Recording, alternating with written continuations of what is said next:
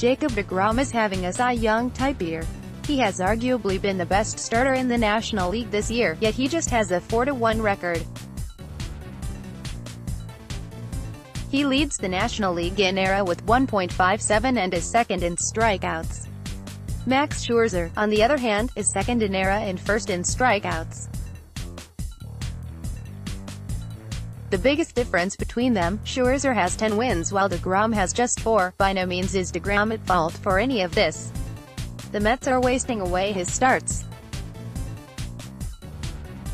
Discounting May 2nd and 13th, when his outing were shortened due to injury, deGrom has surrendered 1 or less earned runs in 8 of his 11 starts. In those games, he has just 3 wins and the Mets have a record of 4-4, with 2 of those wins coming in his first 2 starts. During his last 5 starts, the Mets are averaging 1.8 runs per game. Over the same time span, the Mets have scored 71 runs over the 23 games, an average of just over 3 runs per game. Remove deGrom's starts and it is 3.44 runs per game. The Mets are holding deGrom back. With the 12th oldest roster in baseball, there is speculation that the Mets could trade deGrom and potentially Noah Syndergaard. They would look to return a sizable haul of prospects that could help them compete for years to come.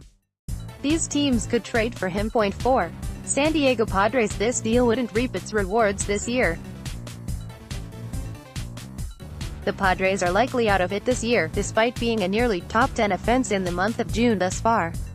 That being said, the Padres are committed to truly going for it right now and in the near future.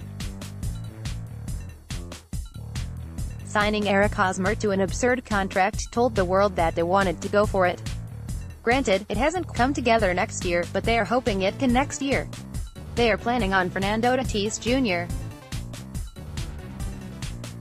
and their young pitchers being able to come up to help them be competitive next year. Bringing in deGrom would give all of their young pitchers a role model who knows how to get MLB hitters out. Not to mention, the Padres have great pieces that they can use to trade for deGrom. A package revolving around Mackenzie Gore and Luis Urias would make both sides very happy. Gore would essentially be replaced by deGrom in the Padres' plans, giving them someone who they know will work out. Then, Urias could become a long-term middle infield partner with Ahmed Rosario for the Mets. From there, the Padres could include players like Anderson Espinosa and Tirso Ornelas to round out the deal. This trade would set the Mets up for the future and the Padres for the next 2 years, the years they have been planning on winning in.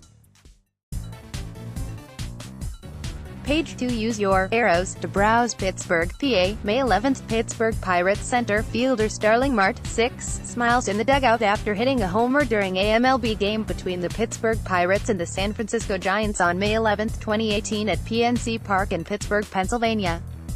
Photo by Shelley Lipton, Icon Sports Wire via Getty Images. The Pirates started this year red hot.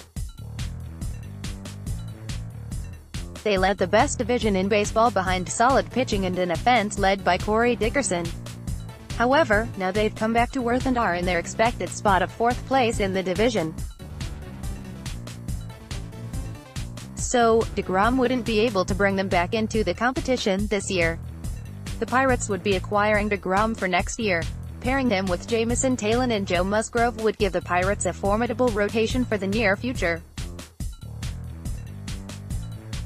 An outfield made up of Starling Marte, Gregory Polanco, and eventually Austin Meadows will be a solid foundation for the offense. Then, if they can build on their offense and bullpen in free agency, they'll be ready to compete during deGrom's stint with the team. This is what makes the case for the Pirates trading for deGrom so interesting. The Mets aren't parting with him without getting top prospects back, but the Pirates need their prospects in order to execute their plan of playing for the future. If they are able to resign Corey Dickerson, that makes Austin Meadows expendable.